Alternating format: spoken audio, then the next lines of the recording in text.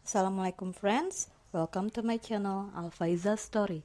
Jangan lupa like, komen, dan subscribe. Semoga bisa nambahin pahala kamu buat bekal masuk surga nanti. Amin.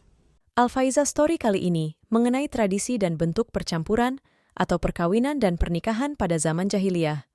Imam Bukhari meriwayatkan melalui Aisyah radhiyallahu anha bahwa pada masa jahiliyah, selain pernikahan dengan cara mulia yang berlaku pada zaman sekarang, ada pula model pernikahan yang buruk. Pertama, pernikahan al-wiladah.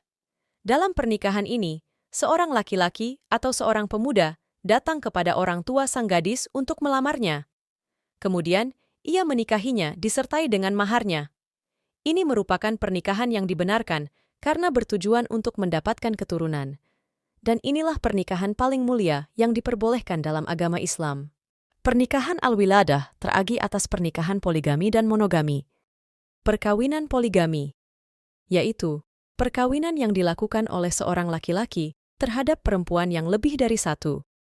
Bahkan, dalam tradisi Arab pra-Islam, seorang laki-laki, khususnya dari kalangan keluarga terhormat, bisa memiliki istri sampai lebih dari 10 orang.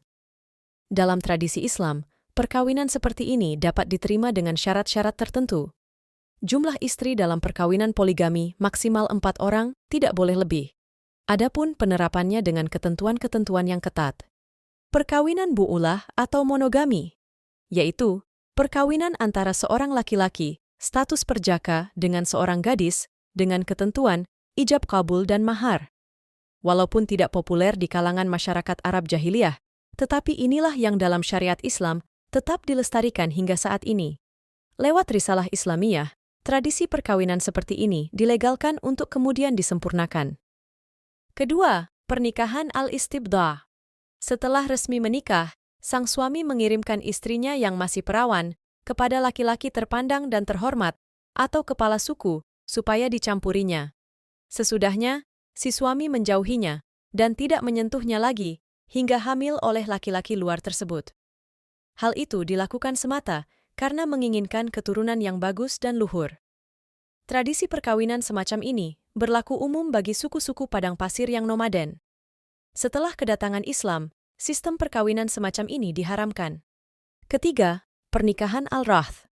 Dalam pernikahan ini, sekelompok laki-laki, kurang dari 10 orang, bersama-sama menggauli satu orang perempuan dan mencampurinya. Setelah hamil dan melahirkan, si perempuan mengirim utusan kepada mereka. Tak dibolehkan satupun di antara mereka yang menolak datang dan berkumpul.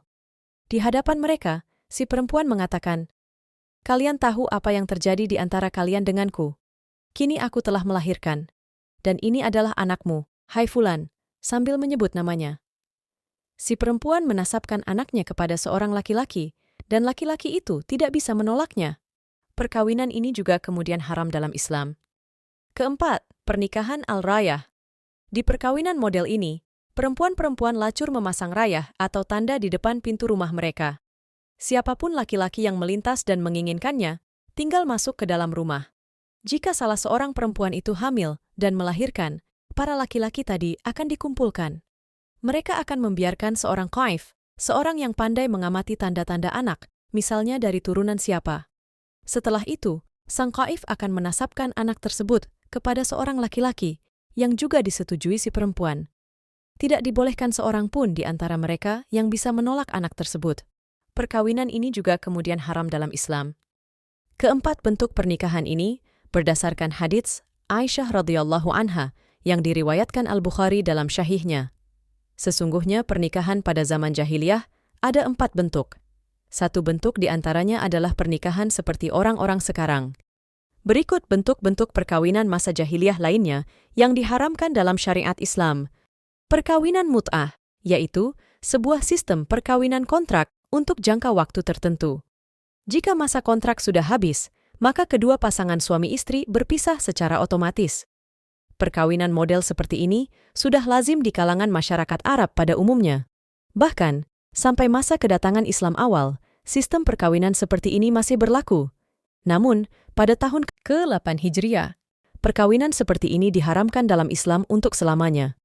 Perkawinan zawaq, yaitu sebuah sistem perkawinan coba-coba yang diterapkan oleh suku-suku Badui. Sistem perkawinan semacam ini hampir mirip seperti perkawinan mut'ah, tetapi tidak terikat dengan suatu kontrak perjanjian. Caranya, sepasang suami istri melakukan perkawinan coba-coba. Namun jika dalam perjalanan rumah tangga terdapat ketidakcocokan, keduanya bisa langsung menyatakan putus hubungan. Perkawinan qadn, yaitu hubungan intim atas dasar suka sama suka alias kumpul. Sepasang kekasih melakukan hubungan layaknya suami istri, tetapi tanpa melewati proses ijab kabul dan dilakukan secara terang-terangan, diketahui oleh masyarakat sekitarnya. Suku Quraisy juga mengenal sistem perkawinan semacam ini. Bahkan ada cerita bahwa Abdullah bin Abdul Muthalib sebelum menikah dengan Aminah, sempat ditawar supaya kawin khaden dengan salah seorang perempuan dari Bani Asad. Namun, Abdullah sendiri menolak karena dia telah dijodohkan dengan Aminah. Perkawinan mutadaminah. Sistem perkawinan ini identik dengan perselingkuhan yang dibiarkan secara terang-terangan. Misalnya, seorang istri selingkuh dengan lelaki lain, tetapi oleh suaminya dibiarkan saja. Bahkan, sang suami bisa menyuruh istrinya supaya selingkuh dengan lelaki lain dengan tujuan untuk mendapatkan harta kekayaan. Sistem perkawinan semacam prostitusi ini sudah menjadi tradisi bagi suku-suku nomaden dan menetap di Jazirah Arab. Islam sangat mengharamkannya. Perkawinan badal, yaitu sistem perkawinan tukar-menukar istri. Seorang suami akan menukarkan istrinya kepada lelaki lain, begitu juga sebaliknya. Tradisi perkawinan semacam ini sudah masyhur di kalangan bangsa Arab. Tidak hanya bagi suku-suku nomaden saja, tetapi juga berlaku bagi suku-suku yang menetap. Perkawinan shighar, yaitu perkawinan liar dengan sistem barter. Misalnya, seorang laki-laki menikahkan putri atau saudari perempuannya dengan laki-laki lain dengan tujuan agar dirinya bisa menikahi putri laki-laki lain tersebut tanpa mahar. Islam juga kemudian mengharamkan bentuk perkawinan ini. Perkawinan maqd, yaitu perkawinan warisan. Misalnya, seorang suami meninggal dunia, maka istrinya diwariskan kepada ahli warisnya. Posisi wanita diakui sebagai harta benda yang dapat diwariskan kepada ahli waris. Nasib janda tersebut tergantung kepada ahli waris, apakah akan dikawinkan lagi atau dibiarkan menjanda seumur hidup. Perkawinan muhrim, misalnya, seorang kakak mengawini adiknya, atau seorang ayah mengawini putri kandungnya. Perkawinan sabi. Perkawinan ini adalah dampak dari tradisi perang di kalangan bangsa Arab jahiliyah. Setiap wanita yang menjadi tawanan perang, jika tidak ada yang menebusnya, maka dia menjadi milik orang yang memenangkan perang. Nasibnya tergantung pada pemiliknya, apakah dia akan dinikahi tanpa mahar dan persetujuan dari walinya, atau justru akan dijual sebagai budak. Perkawinan hamba sahaya, yaitu perkawinan yang dilakukan oleh seorang tuan dengan budak perempuannya. Jika sampai melahirkan, maka anak tersebut menjadi hak tuannya.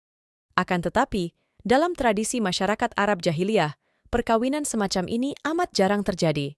Sebab, seorang tuan paling benci memiliki anak dari budaknya. Dalam Islam, perkawinan semacam ini dihalalkan, tetapi bukan menjadi prioritas. Demikianlah bentuk-bentuk perkawinan pada zaman jahiliyah. Semoga menjadi pelajaran bagi kita semua, sekaligus bisa menjauhi praktik-praktik perkawinan ala jahiliyah yang diharamkan syariat. Wallahu a'lam.